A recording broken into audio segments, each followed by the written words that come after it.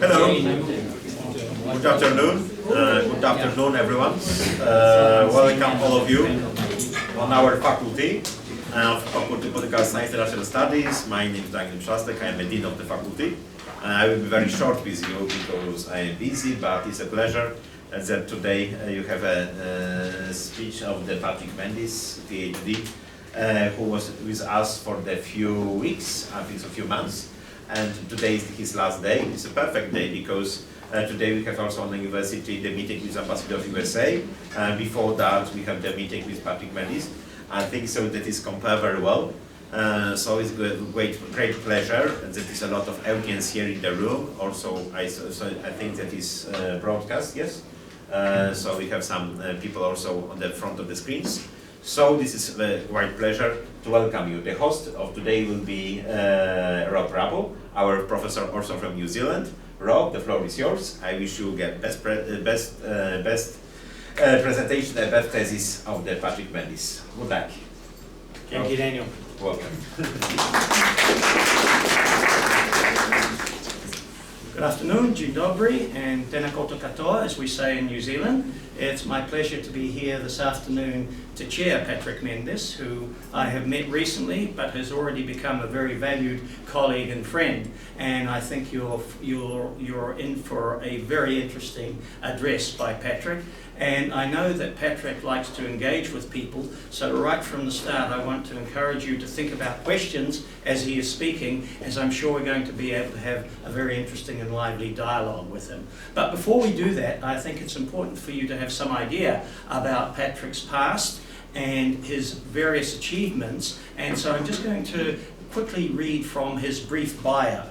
And I'd like to begin by saying that Patrick is an award-winning diplomat, author, educator, philanthropist, and executive in government service in the United States.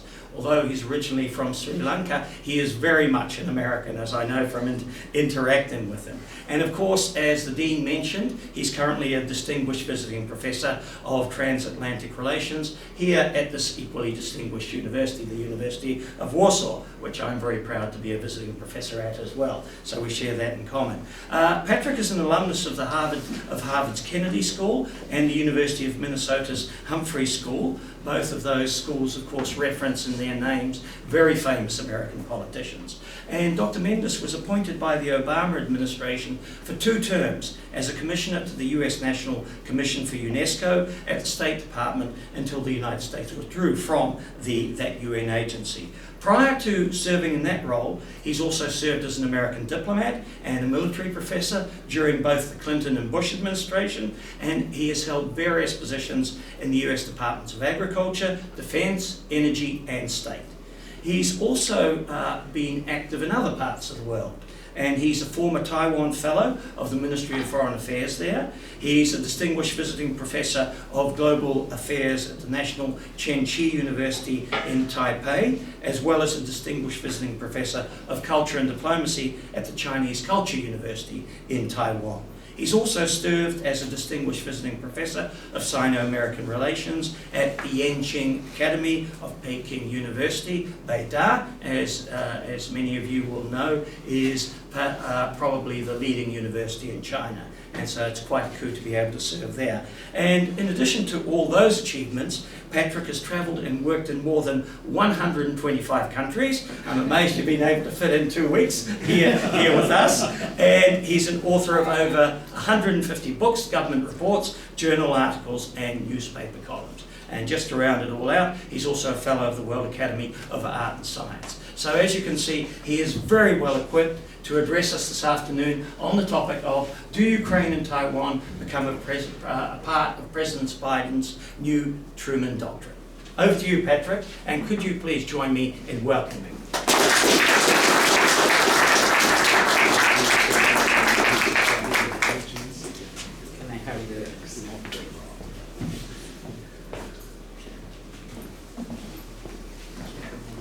Thank you very much, Prof, for your kind introduction and long. I thought it's going to be short. Thank you for coming, and especially I want to thank you, my students and friends here, and from this year and from the last year, like Jakob over there and several other distinguished professors I see, and Kathy, and our Indian friend here, and also thank you for coming. Because you're probably going to the Ambassador Brzezinski's speech soon after this one, I want to wrap up this one very quickly, and because that's a more important one than me speaking about current situation around the world. But however, what I'm going to focus is on the overall big picture. So then we can have a conversation afterward, okay? So here, I wanted to begin with our new president, who also wanted to bring back the democracy and also bring back America to the world stage after 4 years of Donald Trump's presidency. So given that brief background, I'm going to go onward by looking backward, which means looking forward by looking at America's history. I know that our professor from Italy is interested in American history, and we had a brief conversation about it, but I don't go, Professor, that back, but I also only go to the World War I and World War II and looking forward from the Harry S. Truman time. Harry S. Truman is our president after Franklin D. Roosevelt passed away. He became president, then he was the creator of the NATO, and giving African American to equal opportunity in the armed forces, and we created the US Air Force, and it was a transformative president after the World War II. And America also began to be a superpower because of his work he laid out. So given this, my question, topic is democracy versus autocracy. Do Ukraine and Taiwan become part of President Biden's new Truman Doctrine? As you all know, many years ago, Prime Minister of Great Britain said, nations have no permanent friends and no permanent enemies, only permanent interest. That actually drives everything in international relations. All the forces you see underneath, that is what is happening. If you look at it, Russian relations with China or even India, that's interest drives. Then the question comes, are we inherently value our universal norms as human persons, which is the human values or universal values or democratic values? Ultimately, this is the question we need to face. Are we going to driven by the interest or the values? That's where I want to end up with it and to have that conversation. So, when President Harry S. Truman, after the World War II, before actually World War declaring, getting into the war, Harry S. Truman went to the US Congress to the joint session, and he said this in March 12, 1947. Every nation must choose between alternative of life. Now we have come to that situation as well. It's the rebirth of the world. And one way of life is based on will of the majority, the democratic ideals, where the pre-institutions, representative government, pre-election, guarantees of the individual liberty, freedom of speech and religion, and freedom of political oppression. Then the other part, he said, other choice we have is the second way of life based on the will of the minority, which possibly impose upon the majority. It relies upon the terror and oppression, a control of press and radios at that time, and now internet, and fixed election, that means extending their tenure and changing the constitution for their 10 years for life, and then the oppression of the personal freedom of their own citizen. So you have two choices. You want to go with that or go with the majority. So that's the question that Harry S. Truman put forward after the World War II. That's the birth of a new world that coming of the Second World War II. So now, at that time, issue came up in the Stalin time. Stalin wanted to support the Turkey and Greece communist struggle for the communist parties of those two countries, because they wanted to have access to the Black Sea, to Crimea and onward. Remember, this is the Soviet Union time. So at that time, Winston Churchill said, well, we don't have enough resources to do this one. They asked the American president. Then he said, yes, we will provide the support and try to get rid of this communist influence that coming from the Soviet Union, Soviet communism. So that was the beginning. These two countries were supported by the Americans in order to keep the balance of power in the region and also the peace. So that was the beginning of the NATO and the US Air Force formally, and the Marshall Plan, reconstruction of the Europe and also Japan. So then, 75 years later, this year, who came 2 blocks from here to the castle, and he gave a very fiery speech. And he said, we emerge anew in the great battle for freedom, battle between democracy and autocracy, between liberty and repression, between the rule-based order and the governed by the brute force. It is pretty much resonate what Harry S. Truman said then and even now. Why Poland? Poland didn't have a country, even though this is Poland, Lithuanian Commonwealth, and all the during the World War I and World War II, then re-emerged as a country, and now both World War I and the II went through Poland. We don't want to have a third World War going through Poland. He sent in a hidden message, not only the Polish people, but to the rest of the eastern flank of the NATO borders. Otherwise, he could have gone and tell somewhere else. At the same time, he wants to bring back that democracy. There are certain things also cooking in the US political scene, because we have an anti-democratic president who make friendship with the autocratic leaders like Putin, North Korean leader, and a Turkish leader. They are the friends of Donald Trump. So now America wants to take a different tour. So here, now he said America is back and democracy is back. Under that campaign premise, he now came over here to introduce a new foreign policy, which is the global struggle that which we are in. So now is America is back and democracy is back. Inauguration speech, he said, this is what the new America is going to go. So foreign policy speech over here is a critical part of or extension of that inaugural speech. So now democratic Ukraine and Taiwan versus autocracy. It's a democracy versus autocracy. I had the privilege to teach in Taiwan and China as well, visited all the provinces, taught in 27 Chinese universities.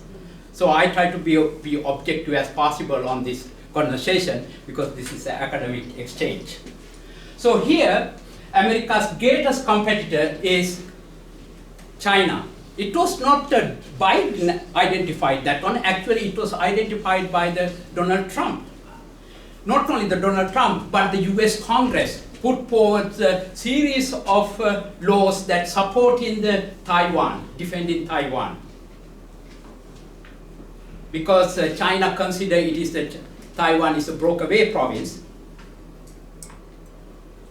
their objective is to take it back. On the other side, in Europe, President Vladimir Putin thinks Ukraine is part of the former Soviet Union. They goes to this huge history back to when, to a Roskva region, or wherever that they wanted to identify where the Russian history goes. So they have also feeling whatever the ideological ground that he is getting from Alexander Dugin, he wants to bring that former Soviet Union back. Not only the former Soviet Union, but the Russian, Imperial Russia back. Same as China wants to have the Middle Kingdom back. Now they have joint forces in their interest, the national interest. So therefore, these two rulers in Russia and China, pretty much autocratic, dictatorial, and undemocratic. So given this one, what is the China's main objective? Is to get rid of America in the Western Pacific region. Because this is Taiwan, is considered to be China's runaway province, and they wanted to get out the US forces from the, not only from the Taiwan, but also from the, we have a bilateral agreement with Japan and also with South Korea, where I had the privilege to teach both the US forces and Japanese and South Korean forces, Katuska they call it, at the DMC. So we have a station that's American forces there after the World War II. So they wanted to get rid of this one because of the part of the history and national identity. President Xi Jinping called it rejuvenation of Chinese culture and the nation. So there, China put a tremendous pressure every time that America wants to do something with Taiwan. We have this agreement with which is the policy of ambiguity, yet we truly supporting the Taiwan and democratic aspiration of that island nation. And China put the tremendous pressure on the sending their aircraft to Taiwan. While I was there, I can hear it when I go to down south into southern basin. So there, they also got the first aircraft carrier, Liaoning, that was bought it from Ukraine. China got it from the Ukraine and refurbished it, and then they are building their indigenous one, the second one called the Shandong. It also sent in also hidden messages. Shandong is the indigenous one, and send a message because of the Shandong province is also controlled by Germans and then Japanese during the World War I and up to the World War II, 1945, since 1895 to 45, 50 years by the Japanese. And the Shandong province is also critical. So they are sending this is when they name certain things, they also have hidden messages. There are a lot of hidden messages going on here between back and forth. Then again, the US has an interest in the region. Even before Douglas MacArthur's father, who sent a message to the Washington that we needed to have a presence in the East. As we go into the western part of the Pacific Ocean, Douglas MacArthur, who was the commander, then he sent a secret message to Washington. It says, at that time, Taiwan is called Formosa. In the island hand of communists can be compared to unsinkable aircraft carrier and submarine tender. Therefore, we need to protect this one is strategic reason. Remember this, Taiwan claim to be a province is come much recent time period. If you go back to the Ming dynasty and the Qing dynasties, and during the Qing dynasty is the first one, they came from China to Taiwan. You can argue with that, not where the history you want to stop, and then look forward. But given all this, there is a natural interest for the US, because US went also the westward, which we got it we bought Alaska from the Russians, and went to get, pretty much got Hawaii, and then went to all the way to the Philippines. That is our presence, the westward journey.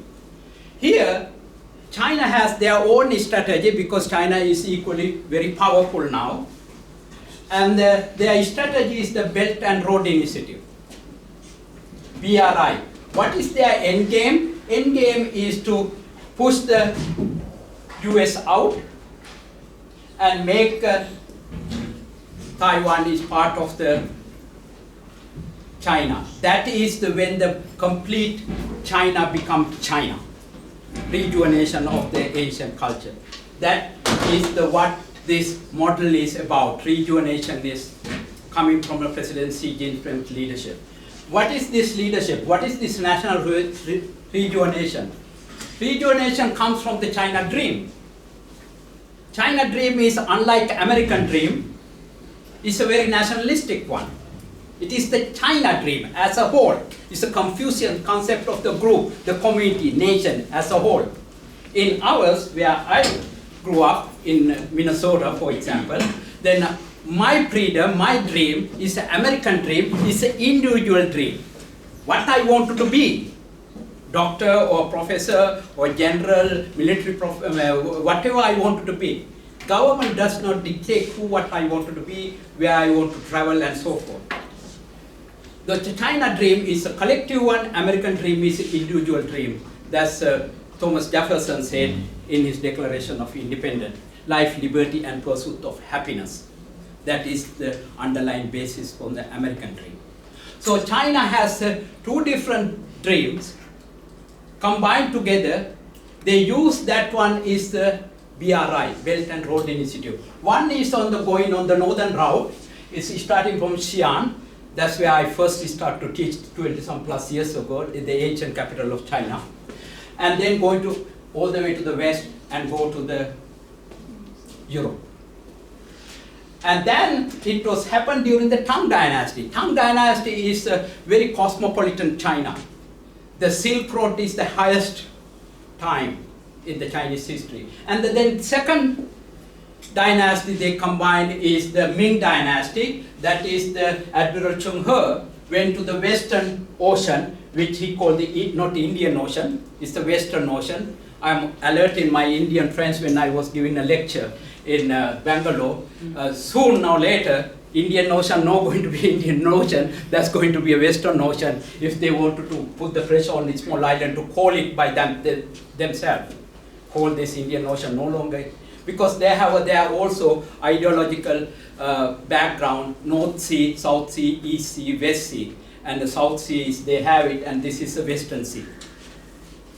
So they have this is the political or ideological thing is underpinning in the Chinese dream. So now this is the going to the journey to the west, happened in Tang Dynasty with Xuan Zan is a Chinese monk who went all the way to India, matter of fact, and before that Faxian went, and he also went to Sri Lanka, to my home country, where I was born, and then Xuan Zan went in the Tang Dynasty, and then he wrote this journey to the west.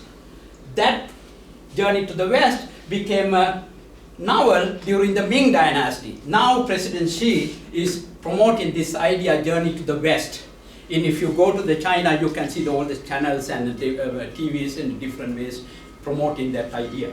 And then Admiral Cheng Ho's trade route is not a trade, it's a tributary system. That you respect me, I respect you.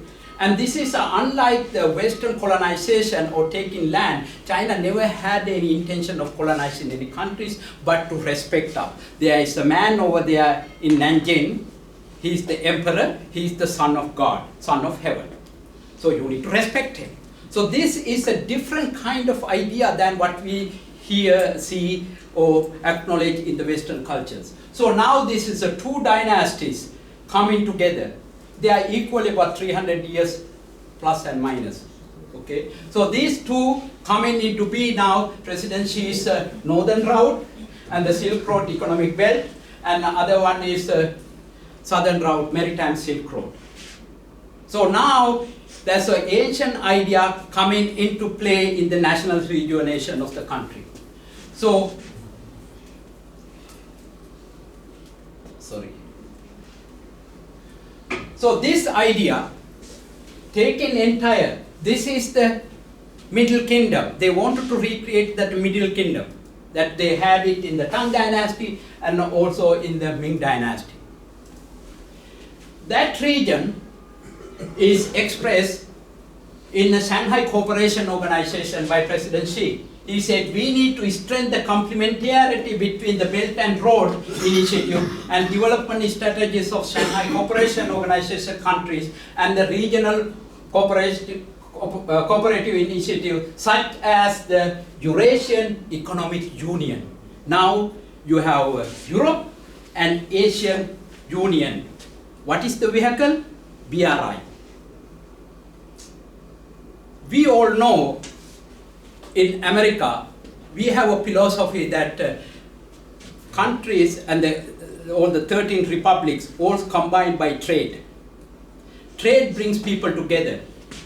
You don't care what you eat for lunch and dinner. You eat Indian food, Chinese food, you never become Polish or anything. But that trade between people bring people together, because that's the human interest drive there. Then you can come together as a human being. So that philosophy is not only the American idea, this is also the ideas of the Enlightenment thinkers. So therefore, now Eurasian Economic Union is their ultimate objective. So then, where is this idea coming from? It is coming from the Sir Mackinder, who talk about democratic ideals and reality. He talks about whoever rules the heartland, this being here, will control the world. So if China can control this region, they can control the continent and this and the rest of this region. So here, which is important is they wanted to control the heartland. And to understand this theory, the Professor Mackinder at Cambridge University, and he talked about that geographical pivot of history. He said about, he developed this concept, he looked for the past to look at the what coming into the future. And he mentioned there are two kinds of wolves. There are land wolves, they are coming from the north side, northland, and other one is the sea wolf. There is the southern belt that going for the southern part of the heartland. Now China call it, they have their own wolves. They are called the wolf warriors.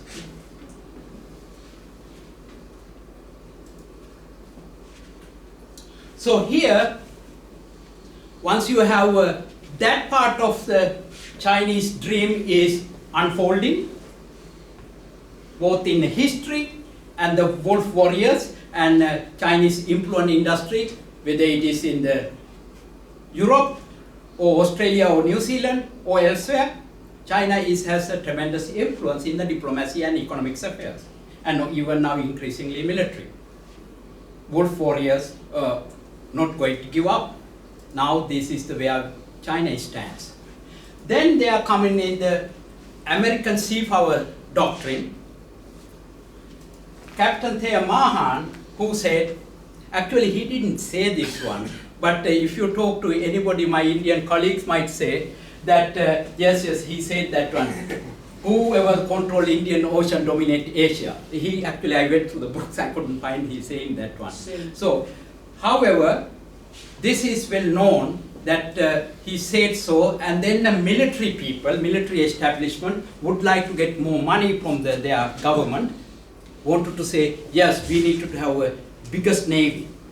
Even we need to have in the US have the biggest navy. China needs to have it, and India needs to have it.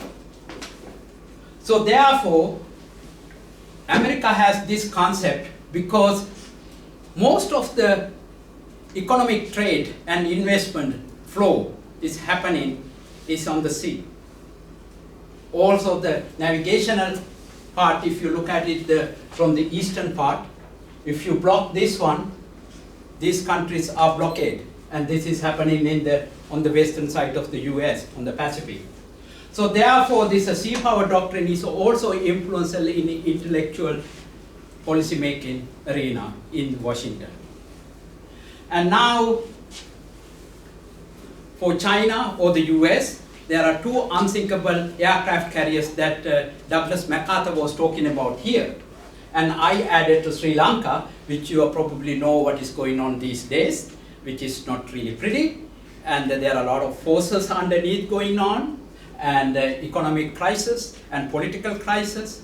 And now this is, Sri Lanka has a tremendous amount of debt to China. They have a Hambantota port, and they are building a Colombo port city. And also China wants to have a part of the terminal and to the eastern Trincomalee region, the bay. And also the US wants to have the corridor between Colombo and Trincomalee, this through the Millennium Challenge Corporation MCC grant, but it was stopped by the current government. So given all this political turmoil going on, this is a very important country for both China and the US, because they are strategic view, because one is the sea power strategy of the US, and also the China's maritime Silk Road strategy. So now President Biden comes in and reorienting the President Donald Trump's 4 years of American presidency. Here he said three things which is important to him in his foreign policy reorientation. Another one is we are going to multilateralism rather than unilateral transactional dealing that Donald Trump did, with mostly with the dictatorial countries. And then the second one is he's promoting democracy. And the third one is alliances, increasing our alliance with the NATO and also with the Japan and South Korea, which were criticized by Donald Trump. So now, in order to do that one, we need to get out of the troops from the refocusing on reorienting the American foreign policy, got the withdrawal from the American troops from the Afghanistan. It's the longest war we ever had in the US history. And the return into the climate change. Former Secretary of State John Kerry is heading up this one. And then strengthen the NATO alliance and Asian partners, and focusing on, most importantly, strategic competitor China. So these are the pillars of the Donald Biden new foreign policy. At the same time, these are the value driven, but however, there is an underlying economic interest playing here. When you remember when last year President Biden invited the democratic countries to 100 countries to come together in a summit for democracies. But controversy came, we invited also the undemocratic countries to the US. So you can see, you have, whenever it is convenient, we go for the values. When it is not, we go for the interest. So here, because these countries, Egypt is critically important to us, and to the Brazil and Saudi Arabia and United Arab Emirates. So therefore, you can see this balance between the values and interests playing out. This is happening not on the US and also in India, for example. Right now in the Ukrainian crisis, where India stands on.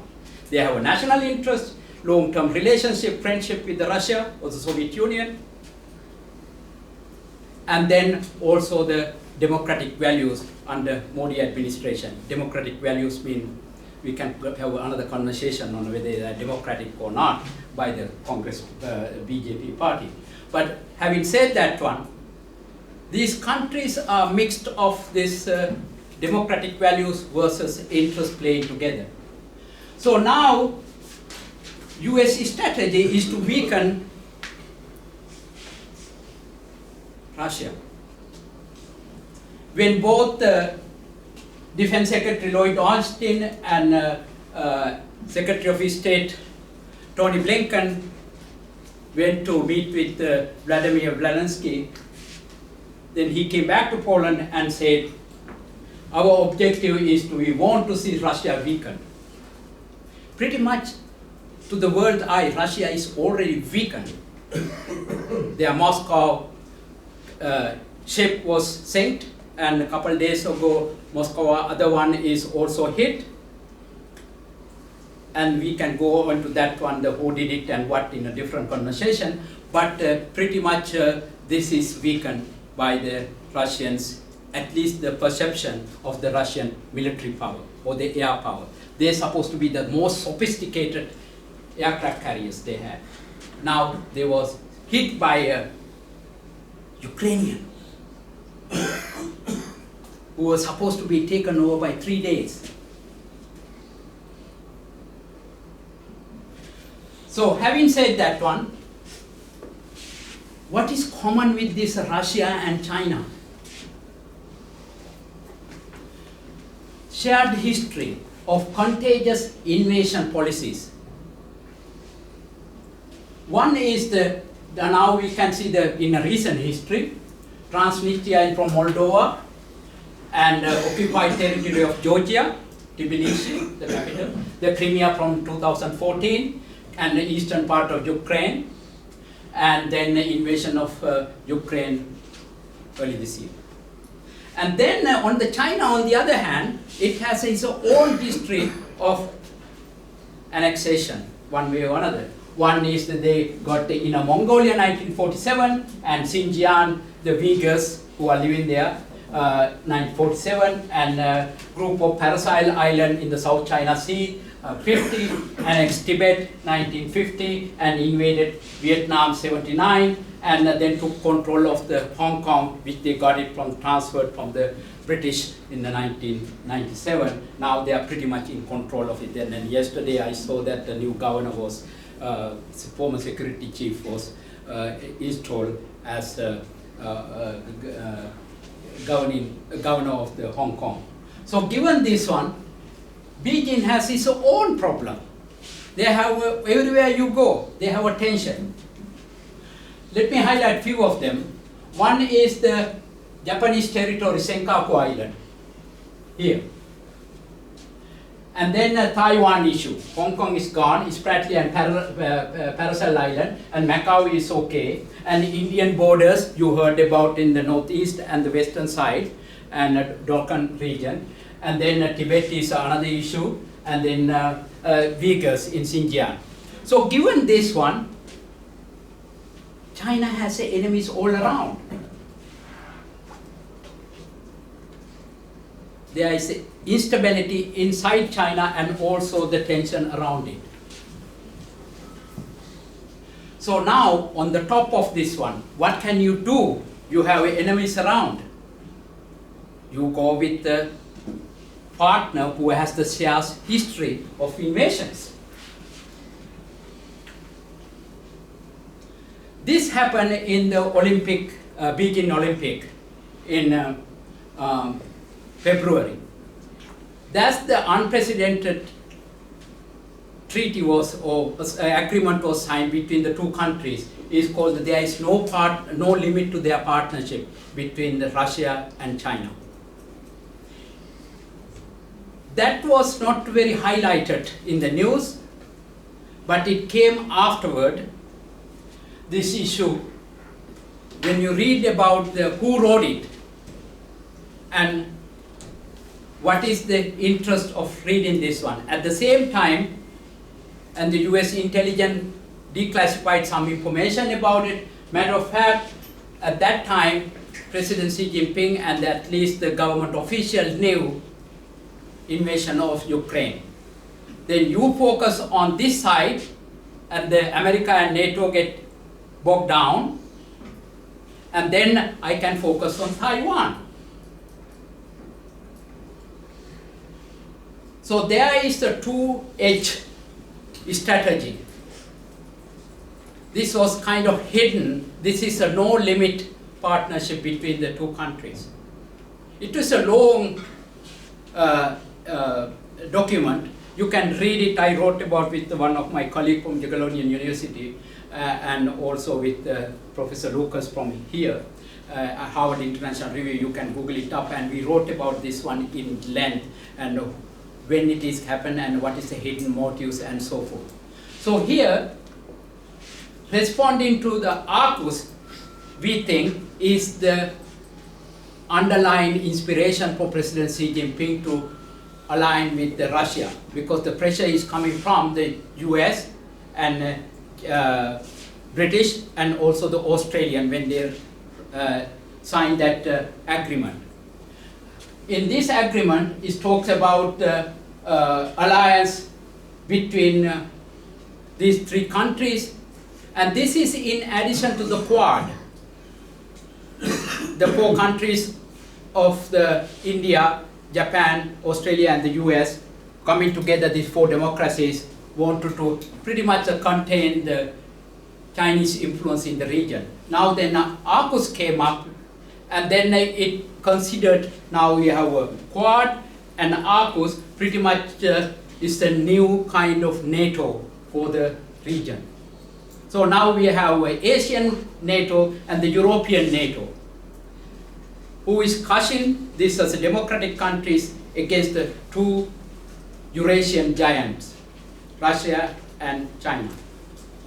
So now the question comes, when the Russian war in Ukraine come to a division of the world. Earlier, Truman time is a democracy versus a communism. Now it is the West, democratic West, and China and Russia and other autocratic countries. But however, when you look at it, how the world voted against the Russian aggression in Ukraine, majority of the countries, in terms of the population, they did not support the vote in the UN. China and India abstained, and some other countries. When you get the population as a whole, the rest of the world is against the West. Now is the question come, you wanted to have a democratic West or the rest? So this is, you can further analyze it, what is driving, whether it is the interest or the national values or democratic values, is a further question. So now question is, China has a tremendous influence in the Africa because of the natural resources and the oil in the Middle East. And Saudi Arabia and they try to have a barter system in order to avoid the dollar economy.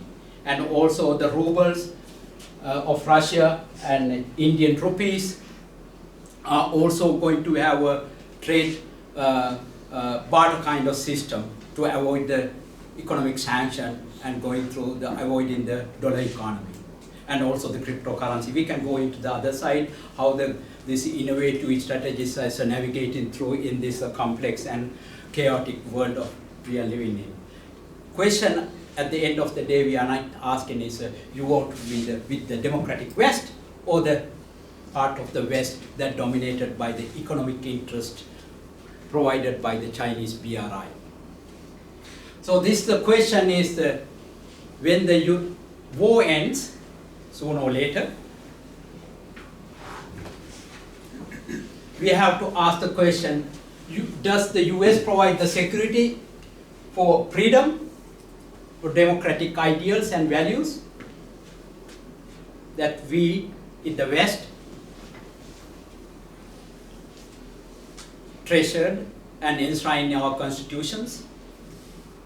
Or we wanted to live in only the economic world, economic interest that drives everything.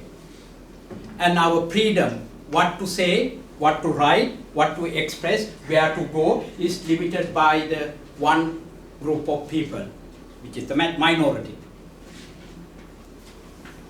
So this is the question is for everybody, is it really a choice for the West? Or is it a new era of combination for the rest? If you got the other countries, you wanted to work with the yes, I want to have a Russian oil and gas.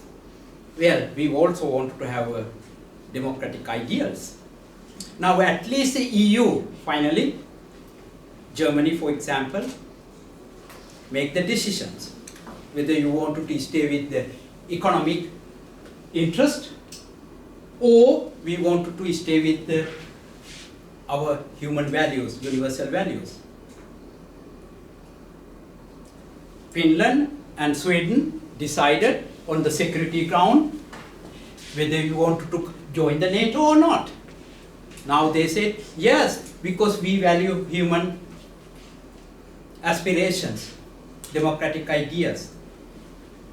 And the 3 Baltic countries, also the NATO partners, just like Poland is, they have made the decision where we wanted to live, how we wanted to live. And question then come to the India question, where they have still struggling. Their economic interests that drawn to Russia and or the Soviet Union and China, India together, or they wanted to preserve that the Gandhian democratic Sri Nehru's ideas of a democratic world is championed by the forefathers of India. But having said that, we all know Modi administration is not really a champion of democratic ideals. The way they treat their own people and the minorities. So it is moving back and forth, this nationalism and religious ethnic nationalism drives their own narrative. Having said that one, I have to criticize my own country, which is nice because if I do that one in Russia or India, you will never see me again. But in America, I can get up tomorrow morning, have a McDonald's, you know. In America, we have a certain elements. Christian nationalism is taking place. Ku Klux Klans are there. And the Republican Party is kind of divided. This nationalism drives certain aspiration of certain group of people. They don't care about democracy or American values, but the interest, where the money comes from the Donald Trump. Even during his presidency, his family has a trade relationship and economic interest in China. At the same time, he have banned Huawei and others. This is happening. But at the end of the day, what we all as a majority, when the majority rules, we have to ask whether we want to live with the universal values, democratic values, or just want to have our national interest, but at the sacrificing our freedom. So I think gradually, sooner or later, I try to stay with the US side because that gives me the freedom and then I can go back to the McDonald's tomorrow morning. Thank you very much.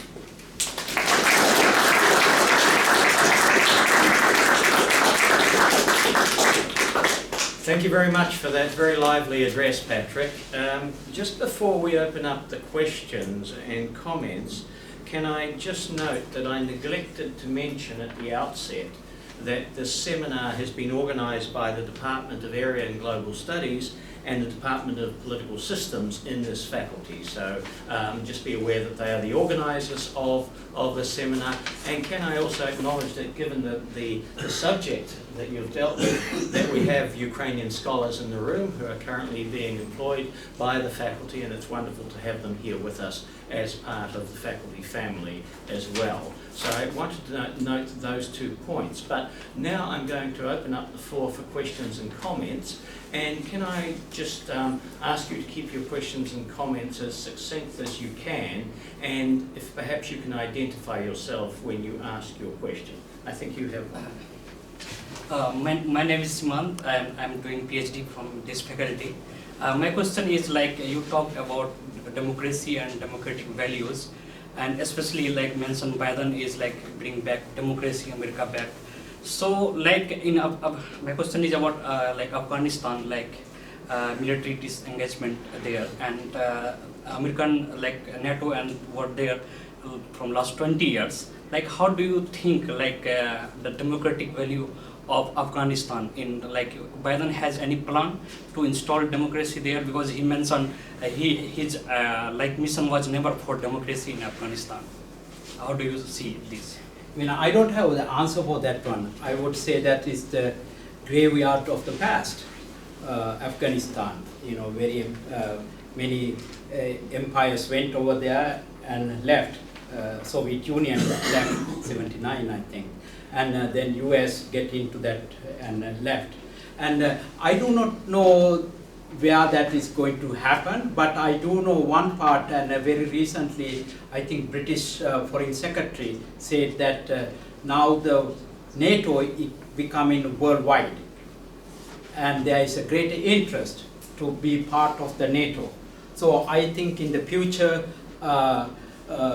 I do not know particularly the Afghanistan issue, because it's a very cumbersome because of the Iran issue and also the Pakistan and India, China issue, that corridor that going through the Pakistan, and also the Indian issue. There is a very complicated issue over there. So I don't have the answer to that one. What I know is there is a tendency, I think trend line, that NATO might become global. That means that the West become greater. It's not just the West, but also the Australia, New Zealand, and other countries, rest of the world. Thank you. I'll take this 1 second. I'll manage it. Okay. Thank you. Patryk Kugia, I'm from the Polish Institute of International Affairs. Thank you very much for your fascinating talk. I have, however, one concern, or I find one serious weakness in the American proposal to frame this global competition as between democracies and autocracies. The problem is that this notion does not get too many takers in Asia, and this is also not shared among democracies in Indo-Pacific. They do not embrace this view as global competition between democracies and autocracies. I've been just 2 weeks ago at the Raisina Dialogue flagship Indian conference on the subject, and there were many, most of Indian speakers, including Deputy Foreign Minister, were saying that they are not interested in that kind of framing of this conflict, of this competition, for many different reasons. Maybe the most important one was that Indians claim that foreign policy is based on national interests, not on values. So our interests might put democracies against each other in some cases. And that was the case also regarding India's position during the Cold War, when it was democracy still, but now we'll start following Western prescriptions. Yeah, and also there are many different reasons why Indians say this.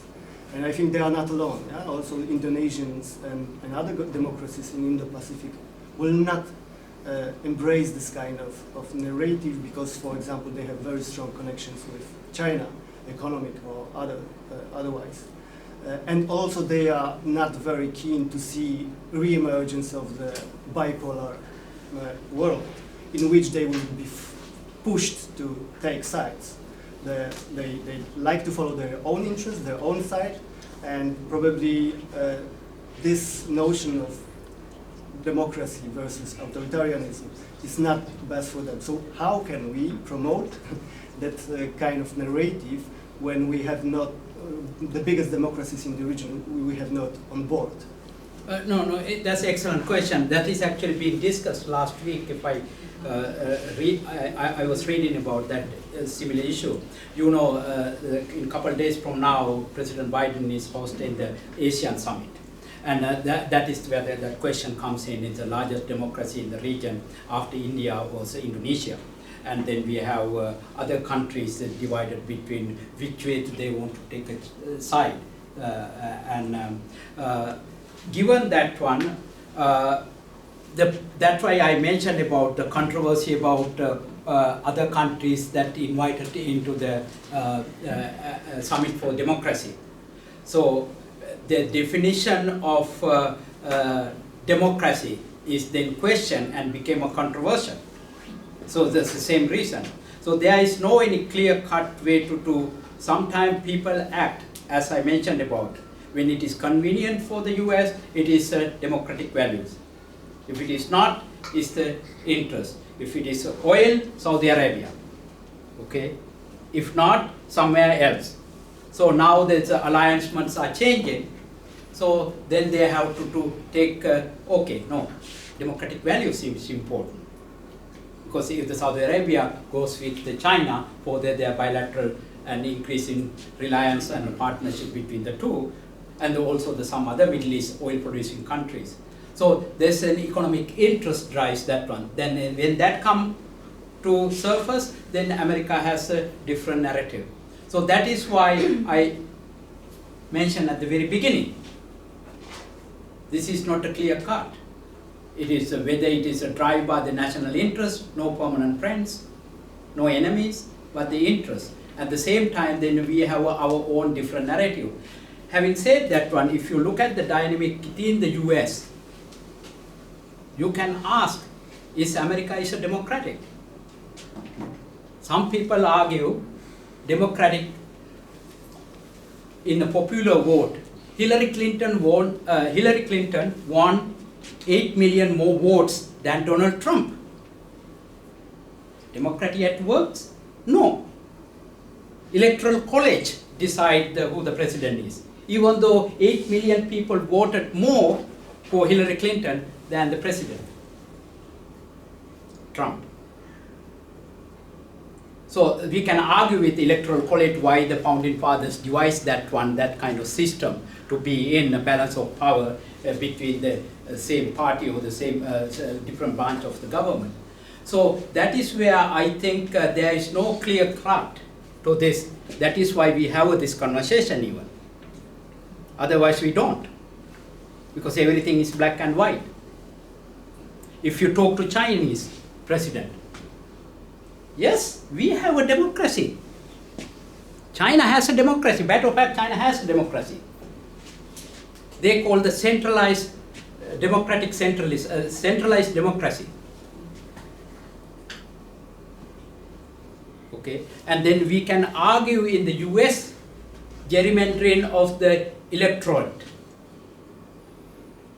that the Republicans wants to do in a certain state, like Texas and Florida is prominent on these two, and because of the political motivation by the governors there and the profile of the voters and the gerrymandering, it is not really a democracy at work or purely in that sense. Even in the Switzerland canton system, that's the best democracy that we have.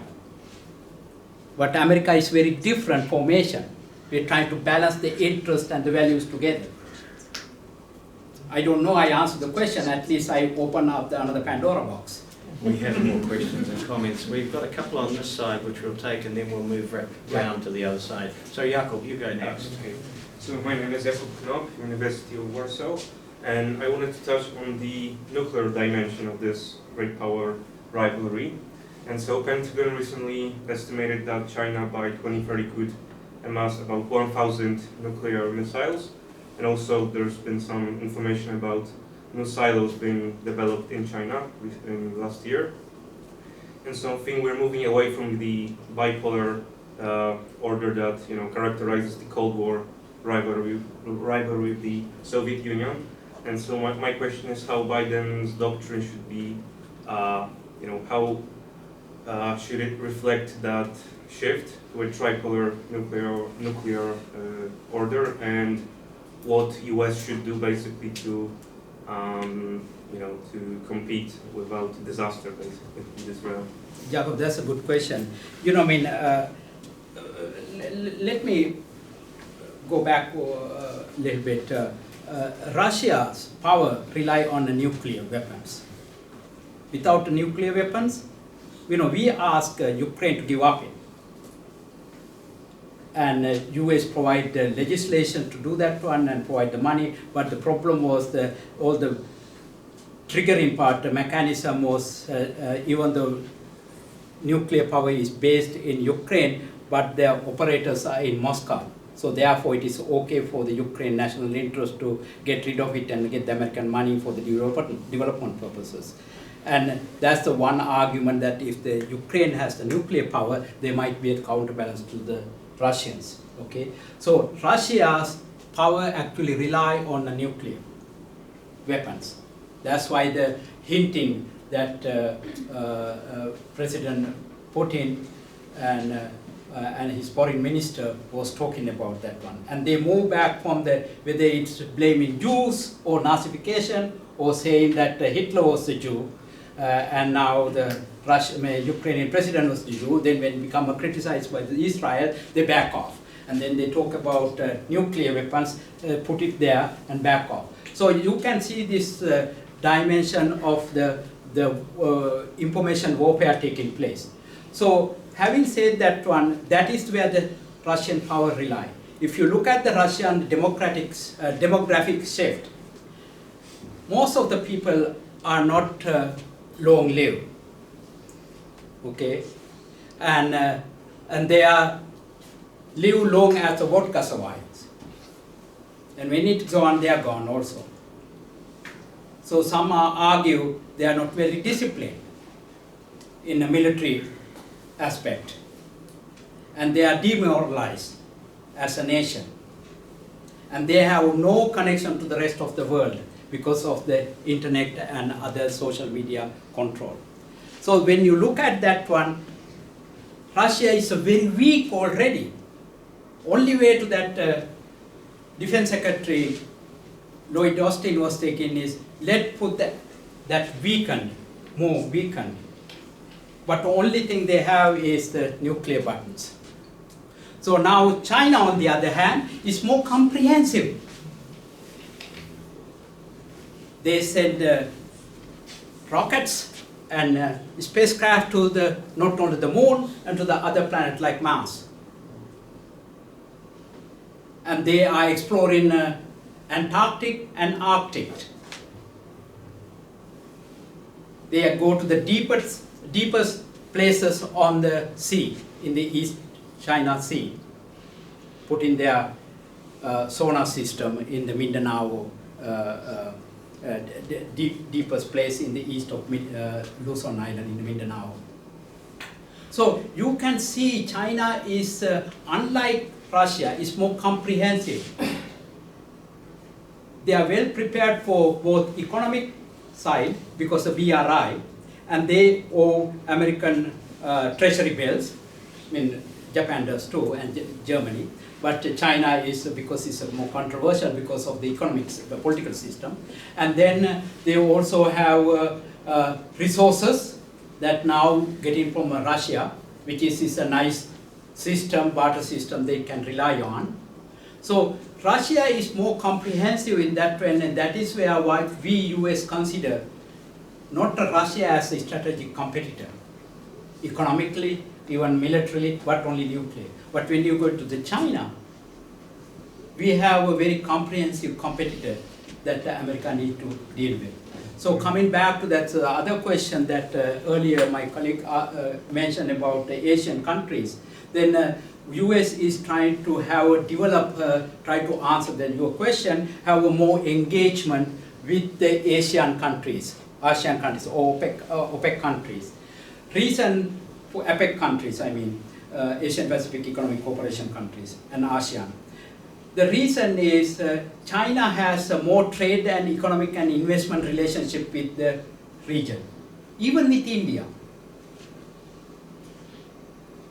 And also they have a bilateral conflict, India and China, and also the fishermen issues in Indonesia and the Philippines, but they have economic trade and investment relationships.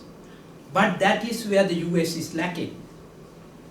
remember that the TPP, Trans-Pacific Partnership, that Barack Obama was promoting and did not go when the Trump came in the third day in his presidency, got rid of that one.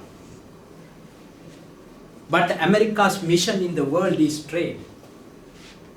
When that wing cut off, America cannot fly. So America need to have that wing to go. So therefore that the Biden administration is trying to address your good question, trying to how can America can engage economically with these countries, even with Vietnam even, and Malaysia, Pakistan, Indonesia, and the Philippines, in addition to the South Korea and Japan. So those are the kind of competitiveness that we are looking at China as the major issue, not Russia. Russia has the only one thing they can claim for, the nuclear. Even there are some, I read about whether even there are nuclear button, it still work.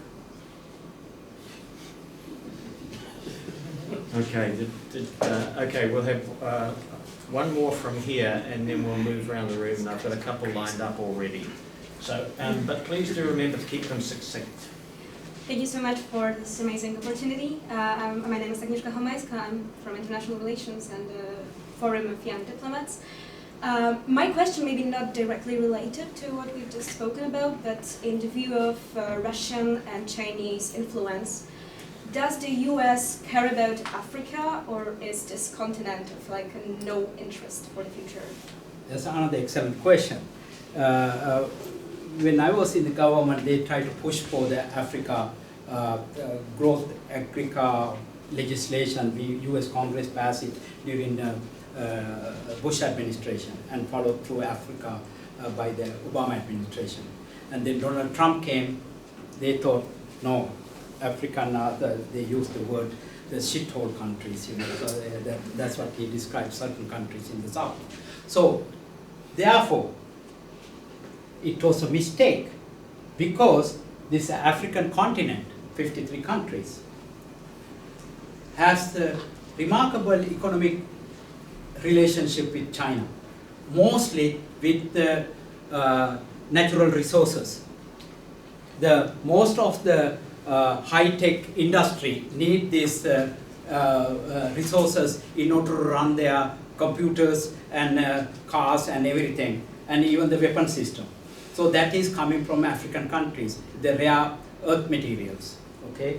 So I think that is another mistake and the US should need to engage with it, but domestically that focus is kind of forgotten about it, I think largely because of the African American community is pretty much engaged in the domestic racial issues and other things, and engagement with the rest of the world is another issue, especially for they are connected to the African countries. And also look at Latin America, it's the same. China is already inroads into every country in the Caribbean and the Latin America. I think we have a question there. Next. Yeah. Okay, thank you very much. Roman Kulnia from here. Sorry, Professor, probably you discussed this question because I'm late, I'm not sure. What do you think about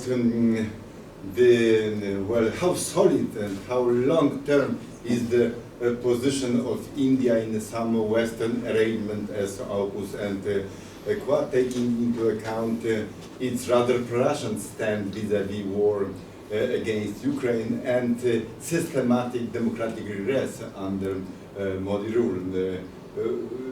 So one may question, you know, how solid is maybe India can come back to its favorite, let's say, role of a swing power on something or one thing. China, we are on the Western side, while on all others we will choose our way. What's your opinion on that? What do I think about it? Yeah, exactly. You know, I mean, if I'm a Modi, I would act like Modi as well. Mm-hmm. Because I need to look at my own population. Which means we shouldn't rely upon India in our strategic approach to the Western. No, because we have a China order. issue. We have a China issue. They have to On the border. one. In the border, that is also critical. for the national pride of India to be defeated by the Chinese. So you know, to have American support. You know, America has 4 agreements during the Trump administration with India. Okay, it's the intelligence sharing and everything else, and civil nuclear exchanges. Those are things already there, at least in the book, and also the trade relationship. And you have to also remember there is a strong diaspora in the U.S., Indian diaspora, that also, in a subtle way, playing part, just like Israelis or the Irish, and also even the Taiwanese influence in the U.S. Political system. So, getting back to your question, where would India should stay? You need to have that oil and gas barter system, or somehow India need that in order to continue the economic growth. At the same time, India needs the US because of the most of the trade is also between the US and the India increasingly. So I think that's why at the very beginning I brought the premise to my talk is there is always national interest drives, but also the democratic values coming into play when we need it. Thank you. I'll give you a right of reply, Raj, in a moment. I thought I would let Patrick enjoy his McDonald's tomorrow morning since his last day here, but since India has been raised so often, I have to respond. A couple of factual inaccuracies. You see, our trade with Russia is stagnating at around $10 billion for the past 10 years. Stagnating at $10 billion, less than that. Whereas our trade with the European Union is around 80 billion and with the US equivalent amount. So Russia, and secondly, we only get about 1 to 2% of our oil from Russia. More than 80% is from, from the Gulf. So to say that, we have those, and I think, there's a lot of hypocrisy in the West, to be quite honest, if you want to be provocative. Europe is actually financing the war in Ukraine, since the Russian invasion up till now, they have paid over $100 billion. What we buy, let's say so far, Europe buys in an afternoon. So let's be clear about that. Secondly, I think your nomenclature about calling Quad and Asian NATO is, you're saying what the Chinese and the Russians say about Quad. But you have to accept the fact that only Australia and Japan have a treaty relationship, an alliance with the United States. India does not. And that was not the basic reason why Quad was formed. So, similarly to call Quad the quadrilateral security dialogue is wrong because it's only the quadrilateral. And, you should have also told the audience why was Quad initially formed. Initially it was formed because in 2004 there was a tsunami and these countries, collaborated, gave support to each other. That's why it began, initially. Then from 2007 to 2017 it was dormant, nothing was done. You had a foreign secretary level meeting or secretary general meeting, then foreign minister, and then you had the virtual summit, and now on 24th of May there's going to be an in-person summit in Japan. So don't call it the Asian NATO. The Americans don't. As an American citizen, you should also not call it the Asian NATO because that is not what it is. Last point. On the border, I think it's absolutely ridiculous to say that, India doesn't want to be defeated for pride reasons. China made an aggressive step. We have 200,000 soldiers facing eyeball to each other on the border for the past 2 years. And all of Asia knows pretty well that it is only India which can stand up militarily to China, nobody else. You see, we have to fight our own battles. And I think, why do you call this narrative between autocracies and democracies as the prevailing narrative? You have to realize that today, in this post-Cold War, this turbulent world, there is severe American strategic contraction. China is the basic competitor, and the US is not capable of dealing with China alone. You spoke about India. There were so many things you said which were, India-China trade, they're willing to trade. China is the leading trade partner of 139 countries in the world. And we have the biggest trade deficit with China because China is the factory of the world and so on. So I think you should be more careful in the claims you make, And I don't want to get into this thing about democracy and all, because every democracy has its flaws, you see, so with no exceptions. And at the end of the day, it's interests which are going to rule, And everybody, the Americans have had double standards, Iraq, or, look, Afghanistan has been put under the bus. To tell me, which part of the rules-based order has that upheld? So I leave it at that. That was a long last point. My friend, that's why I say, if I am Modi, I would act like a Modi too. That's what I said at the very beginning. Let's not get into that. No. This is always the balance. I always like to ask, if I am the president of that country, what are the choices do I have? Thank heavens you're not the president of the country. No. That is the question that we need to always ask when we are as teachers of training the future generation. If they become a president or leader of the organization or the unit of a government, they have to come to this kind of decision, act to the T point, then you have to ask the question where you want to turn. So that is why I think, if I am the US president, what are the choices I have? Indian president, Modi. He's the prime minister, not the president. Prime minister, okay. Prime minister, what is the choices you have? So that is why at the very beginning I praised the question, it is the interest versus values. So last point about democracy and autocracy, I would like to join you to find a different nomenclature for that one.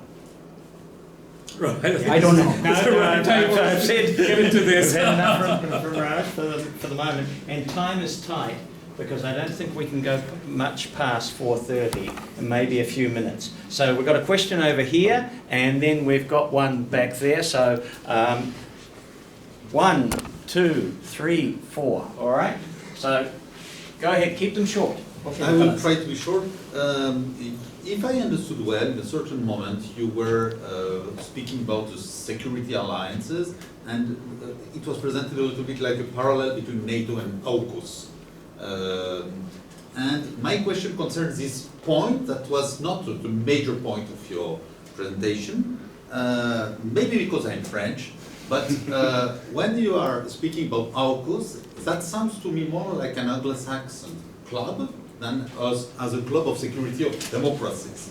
We are missing even some Anglo-Saxon, because I believe that New Zealand left the club. I was never invited. Or there was a good reason. There is no, I don't know, Canada and so on. But we are missing, well, I will begin with the French or the Europeans, but we are missing mainly maybe Japan, South Korea from the traditional ally of the US, and to convince the rest of the world to be convincing, that could be an element, but it's not sufficient. Maybe India would be an important market to begin a dialogue.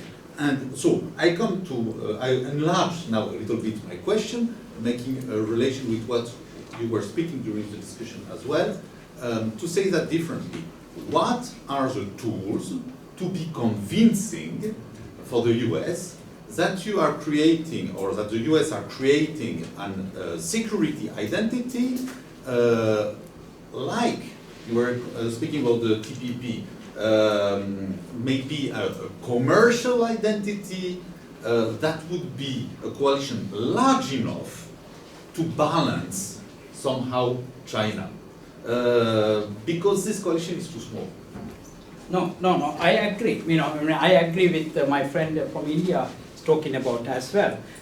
Your question is, I know you French has a hard feeling about dropping France from the AUKUS. It's terrible. I'm just kidding, okay?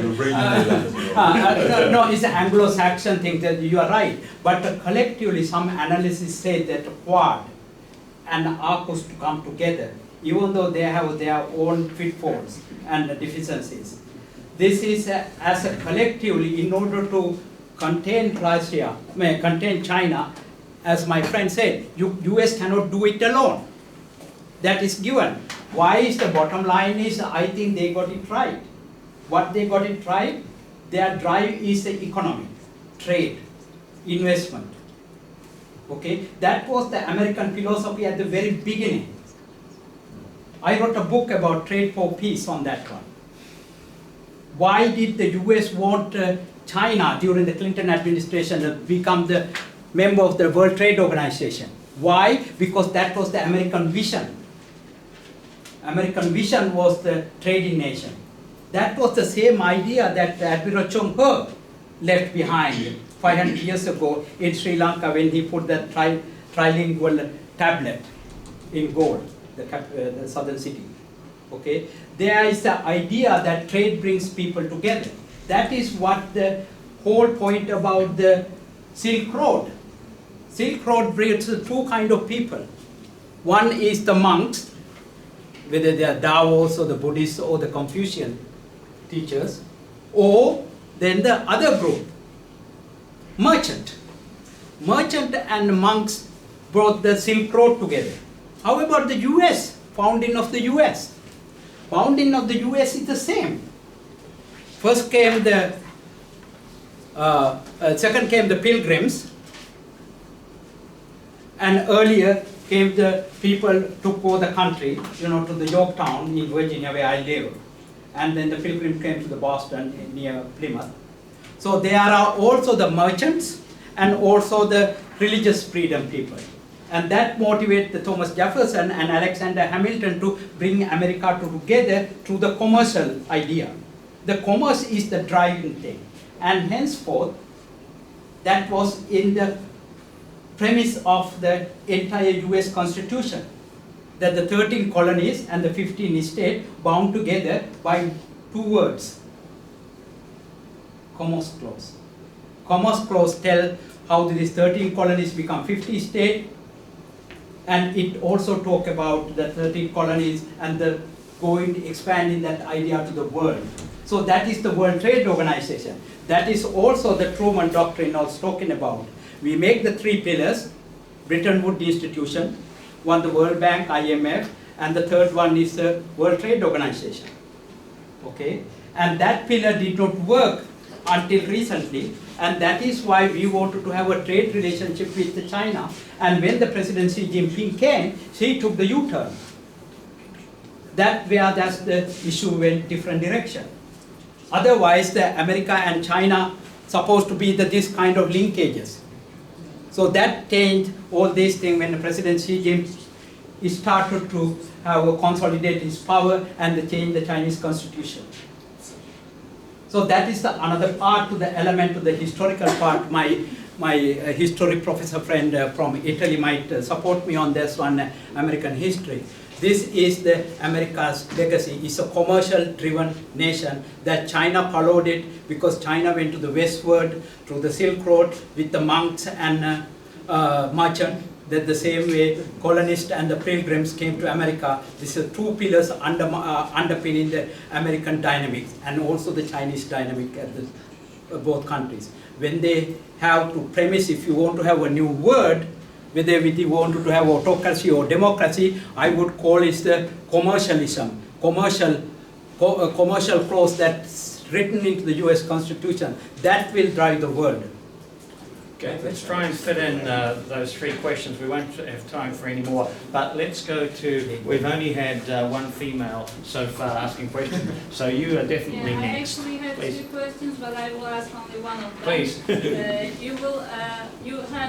You talked about the West and the rest, but I have a question about it. Who really created the West and the rest? Is the Putin only the problem? Who created this conflict, or is United States has United States been successful in conflict resolution? Because we have seen the things prior year happened in Middle East and how United States acted, and Putin wasn't a war criminal in only Ukraine. He was a war criminal prior year in Syrian war, and he used chemical weapons. But how much West reacted to stop this violation against human life, human rights? And was that the reason he got that much bravery, courage to bring his occupation in Donbass to whole Ukraine? That's a loaded question, you know. Where did all this happen? Some argue that after the collapse of the Soviet Union, they felt that the national identity, pride, and that their own ideology is gone. The Russian ideology, Russian imperial ideology. And that's gone, and now we want to bring back it. Yes. And then on the other side, then NATO countries and the Baltics joined the NATO, and Poland and other countries. So they felt they are going eastward and threatening the former Russian, imperial Russia.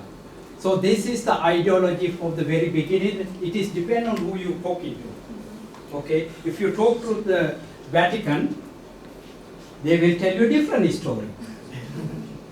Okay, if you talk to the today or 20 years ago. So even the World War II and World War II, 1, 2, and this one, they have a different interpretation. Why Vatican was silent? And even today, they aren't like really supporting the West, but he is afraid of condemning. Who is he? I mean, Vatican, from Vatican, they are. No, he said different, at the edge of the But line. maybe it is not much clear. Yeah, it all depends on if you talk to the Russian oligarch, Russian Orthodox Church. He has a different answer to your question. Exactly. Okay, if you ask the Vatican, and I have maybe have a different answer, because I wanted to able to live tomorrow to go to McDonald's or the KFC.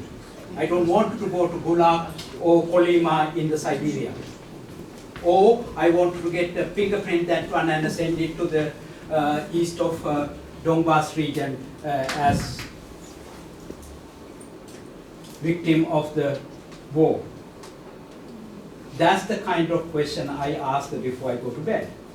Where do you want to live tomorrow morning? Whether you survive tomorrow morning? That's the question I ask. Markham, you had a question? No, not at all. We have plenty of questions. Okay, already gentlemen over there. One behind you there. Thank you, sir.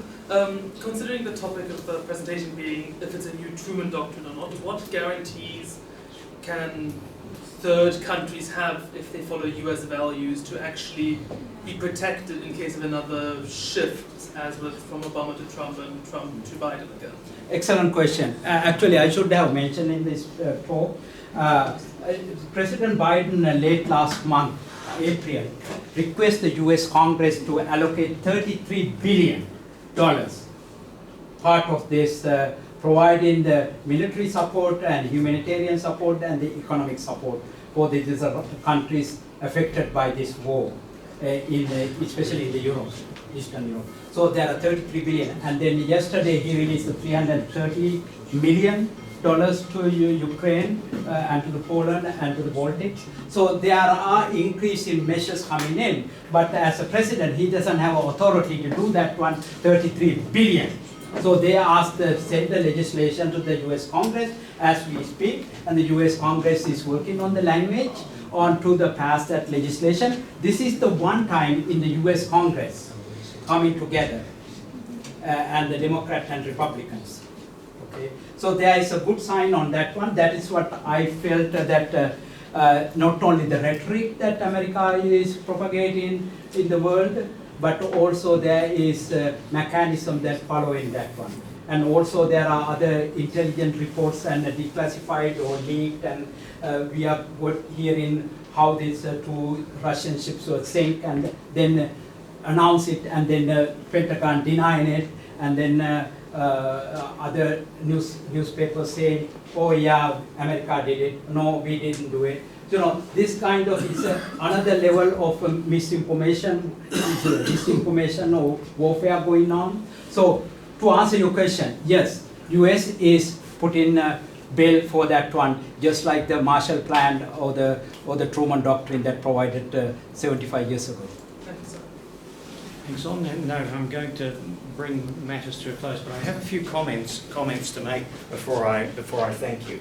And the first one is to acknowledge and thank our audience today. It's been great to see so many people from across the faculty, from different departments joining this seminar, and especially gratifying to see so many students in the room, in addition to our Ukrainian part of the faculty family, who I already mentioned. So that's wonderful to see, and I think you've had the opportunity to have a very interesting discussion as a result of our speaker, which has raised various themes, I think, which I suspect will be taken up in different ways in a couple of other talks that are occurring this week as well. And the first one is from Marco, and when is your public lecture, which is also on American foreign policy? After tomorrow. Where and when? What time? Do you know, Kuba? I know just in a second. Yeah, because I think you've called it Gollum, haven't you? Okay. 1:15 Wednesday, here in the building. Just give me a second. And the title of yours So is I will call it American Golem. American. I will use the idea of the golem in Prague to describe the American empire. I completely agree with Professor Mendis, but in a certain point of my life, I completely disagree. All right, so if you're interested in hearing... So I'm finding in this idea of golem. Who is a golem? A golem is a person who can help you, or a golem is a person who can destroy you. And sometimes the US destroy people for nothing, that we saw in the Iraqi war. So, And okay, that is okay. my point. So you'll be able to hear about that Janus face. 1:05 here in the 1:05? 1:05 At? room at 1:15. At 1:15 on Wednesday, right? On Wednesday. And on Thursday at 3 p.m. in room... 206. In my one? In room 303 on Thursday, I'll also give a public lecture, and mine will be entitled Winning the New Cold War, Lessons from the Old One. So we will be picking up on some of these themes. Perhaps not quite the same way, but certainly engaging with them. And now, can I finally turn to thank our speaker this afternoon.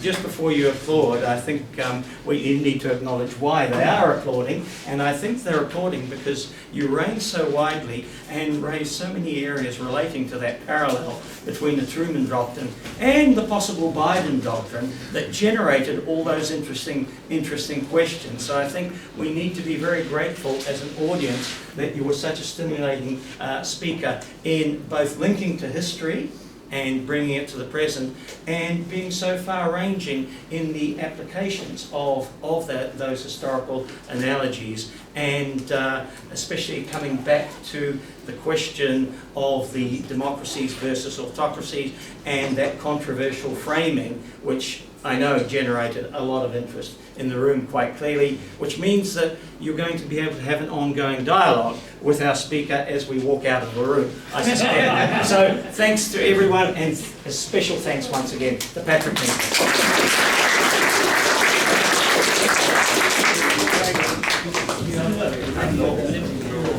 Thank you.